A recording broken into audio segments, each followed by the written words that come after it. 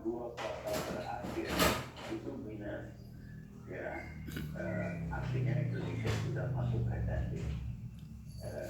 Tapi dari di samping itu, kalau dari segi rakyat biasa, pengusaha itu sudah terjadi resesi. Nah, kemungkinan akan nggak kuartal ketiga lebih baik jadi positif? Kemungkinannya sangat kecil sekali. Kemungkinan paling besar itu akan kembali negatif. Kenapa? Karena banyak rencana-rencana dalam 5 bulan terakhir. Banyak hal itu akan ini, akan mengeluarkan uang untuk ini, akan itu. Karena realisasinya sangat rendah sekali. Inilah yang menjelaskan kenapa terlalu banyak akan.